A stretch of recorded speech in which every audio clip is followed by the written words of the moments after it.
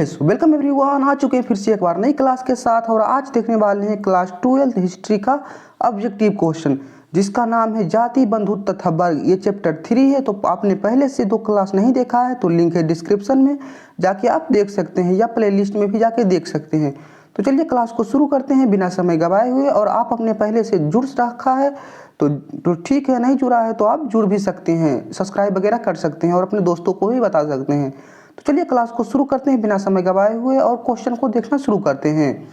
महाभारत का समूलाचनात्मक संस्करण किसने तैयार किया? मतलब महाभारत का समूलाचनात्मक संस्करण कितने वर्षों में तैयार किया?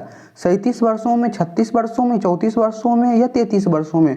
तो महाभारत का जो समूलाचनात्मक संस्करण तैयार किए थे वो किए थे B.S. सुनथाकर ने। और वो कितने वर्षों में किए थे? तो 37 वर्षों में। आप ध्यान रखिएगा कि महाभारत का समूलाचनात्मक संस्करण कितने वर्षों में तैयार किया? तो 37 वर्षों में। किसने किया? तो B.S. सुनथाकर ने। चलिए चलते हैं क्वेश्चन नंबर 2 की ओर। गोत्र के अंदर विवाह करना कौन सा विवाह है? यानी गोत्र के अंदर विवाह जो होता है वो कौन विवाह कहते हैं? अंतर विवाह कहते हैं, या बाहर विवाह कहते हैं, या ब्रह्म विवाह कहते हैं, या राक्षस विवाह कहते हैं? जो अपने गोत्र के अंदर विवाह करता है उसको बोलते हैं अंतर विवाह। तो आप लोग ध्यान रखिएगा कि गोत्र के अंदर जो विवाह करता है उसको हम अंतर विवाह करते हैं। चलिए चलते हैं क्वेश्चन नंबर 3 की ओर। और आपने पहले से वगैरह से जुड़ रखे हैं तो ठीक है, नहीं तो अपने दोस्तों वगैरह का भी जोड़ सकते हैं और आप भी जुड़ सकते हैं। और ये सारे क्वेश्चन महत्वपूर्ण हैं, तो आप लोग इसका स्क्रीनशॉट वगैरह या नोट डाउन कॉपी पेन पर जरूर कर लीजिएगा, क्योंकि सारे ही इंपॉर्टेंट क्वेश्चन हैं और आप इसको बारी बारी से रिवीजन वगैरह करते रहिएगा। चलिए देखते हैं क्वेश्चन नंबर 3 को। सातवाहन राजाओं और रानियों की आकृतियाँ प्राप्त कहाँ से उत्कीर्ण है? यानी सातवाहन जो राजा थे उन राजाओं और रानियां की आकृतियां कहाँ से प्राप्त हुई है जो कि उत्कीर्ण थी? तो ये जो सातवाहन राजा थे इनकी जो मतलब आकृतियां वगैरह प्राप्त हुई है वो हुई है गुफाओं की दीवारों से। तो आप लोग ध्यान रखिएगा कि सातवाहन राजाओं और रानियों की आकृतियां कहाँ से मिली है? तो गुफा की दीवारों से। चलिए चलते हैं क्वेश्चन नंबर 4 की ओर। द्रोण अद्वितीय तीरंदाज किसको बनाना चाहते थे? यानी जो द्रोणाचार्य थे वो अद्वितीय तीरंदाज किसको बनाना चाहते थे? नकुल को बनाना चाहते थे, अर्जुन को बनाना चाहते थे, एकलव्य को, या सहदेव के? तो अर्जुन जो थे वो अद्वितीय तीरंदाज बनाना चाहते थे, अर्जुन को। तो आप लोग ध्यान रखिएगा कि द्रोणाचार्य जो थे वो किसको अद्वितीय तीरंदाज बनाना चाहते थे? तो वो अर्जुन को। तो आप लोग ध्यान रखिएगा, ये सब सारे ही इंपॉर्टेंट क्वेश्चन थे, इसका आप स्क्रीनशॉट वगैरह लेके रिवीजन वगैरह कर सकते हैं।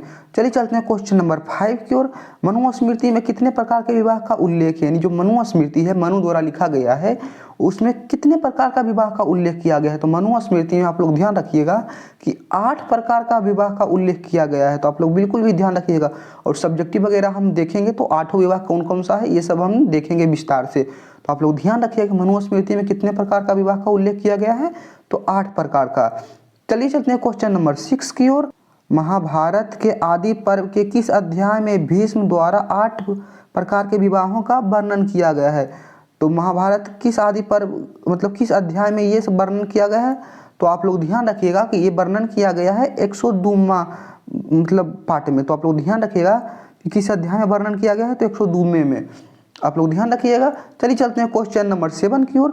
महाभारत में गंगा पुत्र के नाम से कौन जाना जाता है? यानी महाभारत जो हुआ था उसमें गंगा पुत्र के नाम से आप लोग को सभी को पता होगा, जो महाभारत वगैरह देखे होंगे सीरियल, तो उसमें महाभारत में जो गंगा पुत्र कहा जाता था वो कहा जाता था मतलब आप लोग भीष्म को गंगा पुत्र कहा जाता था। आप लोग ध्यान रखिएगा कि महाभारत में गंगा पुत्र किसे कहा जाता है? तो भीष्म को जो थे उनको गंगा पुत्र कहा जाता है। चलिए चलते हैं क्वेश्चन नंबर 8 की ओर। ये सब सारे ही क्वेश्चन मतलब इंपॉर्टेंट है, सारे ही इस चैप्टर का इंपॉर्टेंट क्वेश्चन है, तो आप लोग इसका स्क्रीनशॉट वगैरह ले लीजिएगा। अम्बा अंबिका किसकी पत्नियां थी? यानी जो अम्बा अंबिका थी वो किसकी पत्नियां थी? चिरांग के थी, या विचित्रवीर के थे, या पांडु के थे, या दुर्योधन की थी? तो आप लोग ध्यान रखिएगा कि अम्बा अंबिका जो थी वो विचित्रवीर की पत्नी थी। तो आप लोग ध्यान रखिएगा अम्बा अंबिका ये सब एक ही नाम है। तो किसकी पत्नियां थी? तो विचित्रवीर की नाम है मतलब पत्नियां थी। तो आप लोग ध्यान रखिएगा, ये सब मतलब क्वेश्चन कई बार पूछे गए हैं और कई बार पूछे जाते हैं, क्योंकि बिहार बोर्ड वगैरह में ये सब हो मतलब बोल सकते हैं आप 75 to 80% क्वेश्चन रिपीटेड ही होते हैं, अक्सर पूछे हो ही जाते हैं मतलब हर एक साल। चलिए चलते हैं क्वेश्चन नंबर 9 की ओर।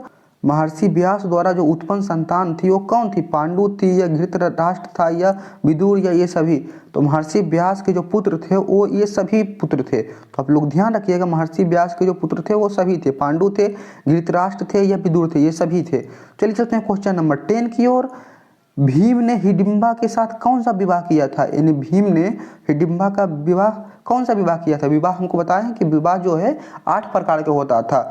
आर्ष विवाह किए थे, गंधर्व विवाह किए थे, राक्षस विवाह किए थे या देव विवाह किए थे। तो भीम ने जो हिडिंबा के साथ विवाह किया था उसको गंधर्व विवाह कहते हैं। गंधर्व विवाह मतलब आप बोल सकते हैं, मतलब इंग्लिश वगैरह में इसको लव मैरिज, मतलब स्त्री वगैरह को आकर्षित करके मतलब विवाह वगैरह किया जाता था उसको, मतलब भगा हुआ के। तो आप लोग ध्यान रखिएगा कि भीम ने जो हिडिंबा के साथ विवाह किया था वो वो कौन विवाह किया था? तो गंधर्व विवाह किया था। और गंधर्व विवाह मतलब आप लव मैरिज वगैरह बोल सकते हैं। और राक्षस विवाह वगैरह मतलब लड़की वगैरह को उठा वगैरह को, मतलब लड़की के सहमति बिना ही विवाह कर लिया जाता था, तो उसको हम राक्षस विवाह वगैरह कहते थे, राक्षस का विवाह। और गंधर्व विवाह मतलब स्त्री की इच्छा से, लेकिन मतलब स्त्री की इच्छा से मतलब उसको आकर्षित करके, धन वगैरह से आकर्षित करके या तो फिर उसको कैसे भी आकर्षित करके भगाकर उसको प्रेम विवाह किया जाता था, तो उसको बोलते हैं गंधर्व विवाह। चलिए चलते हैं क्वेश्चन नंबर 11 की ओर। द्रौपदी किसकी पत्नी थी? यानी द्रौपदी जो थे किसकी पत्नी थी? अर्जुन की थी या नकुल की थी या सहदेव की थी?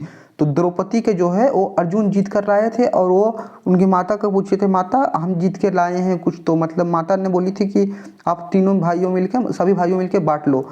तो ये सभी भाइयों की पत्नी थी। आप लोग ध्यान रखिएगा कि द्रौपदी जो थी वो सभी की पत्नी थी। तो आप लोग ध्यान रखिएगा द्रौपदी किसकी पत्नी थी? तो इन सभी की पत्नी थी। चलिए चलते हैं क्वेश्चन नंबर 12 की ओर। कर्मण्येवाधिकारस्ते कास्ते माँ फलेषु कदाचा श्रीमद् भागवत गीता के किस अध्याय में वर्णित थे? तो ये वर्णित जो है वो प्रथम में, द्वितीय में, तृतीय में। तो आप लोग मतलब ये सब तो क्वेश्चन एक आगे पूछे जाते हैं, ये मतलब किस अध्याय से लिया गया है? तो ये श्रीमद् भागवत गीता के द्वितीय अध्याय से ये लिया गया है। तो आप लोग ध्यान रखिएगा, ये क्वेश्चन मतलब 1-2 ईयर पूछे गए हैं, तो आप लोग इस बात को ध्यान रखिएगा। चलिए चलते हैं क्वेश्चन नंबर 13 की ओर। श्रीमद् भागवत गीता के महत्व पर किसने विचार व्यक्त किए हैं? यानी श्रीमद् भागवत गीता के महत्व क्या है, इस पर किसने मतलब अपने विचार व्यक्त किए? महात्मा गांधी ने, विवेकानंद ने, या बाल गंगाधर तिलक ने, या इन सभी ने? तो श्रीमद् भागवत गीता पर जो अपना विचार व्यक्त किए हैं वो इन सभी ने व्यक्त किए हैं। तो आप लोग ध्यान रखिएगा। चलिए चलते हैं क्वेश्चन नंबर 14 की ओर। ब्राह्मण वंशीय सातवाहन नरेश वशिष्ठ पुत्र सतकर्णी ने विवाह संबंध किस वंश के साथ जोड़े थे? यानी ब्राह्मण वंशीय जो सातवाहन नरेश थे वो किस वंश के साथ अपना विवाह वंश जोड़े थे? तो आप लोग ध्यान रखिएगा कि ये जो विवाह वंश जोड़े थे वो शक से जोड़े थे। तो आप लोग ध्यान रखिएगा कि सातवाहन किस वंश से अपने विवाह संबंध जोड़े थे? तो ये शक वंश से अपने संबंध जोड़े थे। तो आप लोग ध्यान रखिएगा। चलिए चलते हैं क्वेश्चन नंबर 15 की ओर। महाभारत के किस पर्व में वर्ण व्यवस्था का उल्लेख मिलता है? यानी महाभारत जो है उसके किस पर्व में वर्ण व्यवस्था का उल्लेख मिलता है? तो आप लोग ध्यान रखिएगा कि महाभारत के जो उल्लेख मतलब मिलता है उसमें, उसको मिलता है शांति पर्व में। तो आपको पूछा जाएगा कि महाभारत के किस पर्व में वर्ण व्यवस्था का उल्लेख मिलता है?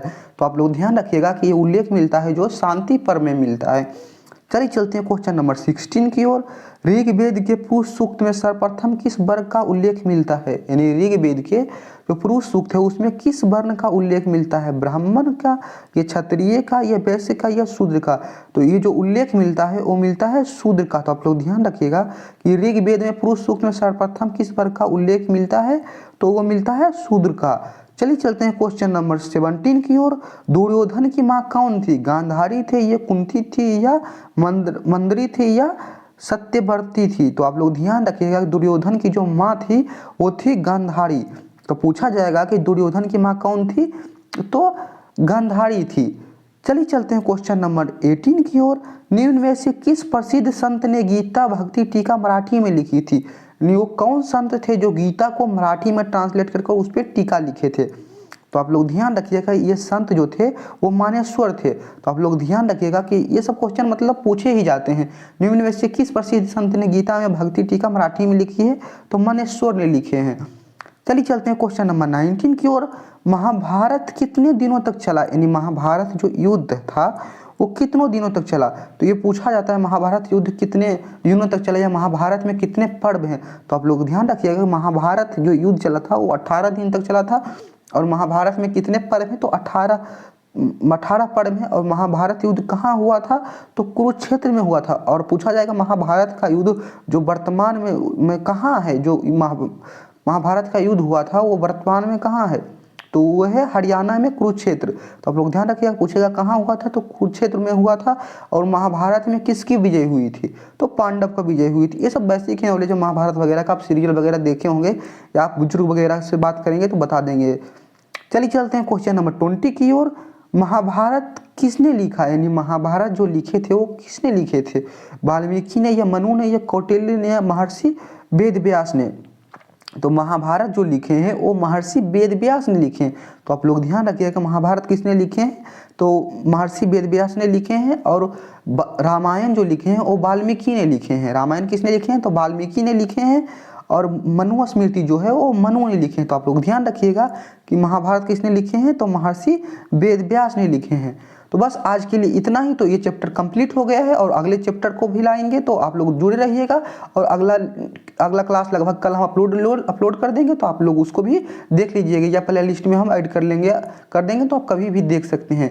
तो बस आज के लिए इतना ही। तो मिलते हैं नेक्स्ट क्लास में। आप लोग पढ़ते जरूर रहिएगा और ये सभी का रिविजन वगैरह करते रहिएगा। तो मिलते हैं नेक्स्ट क्लास में। धन्यवाद।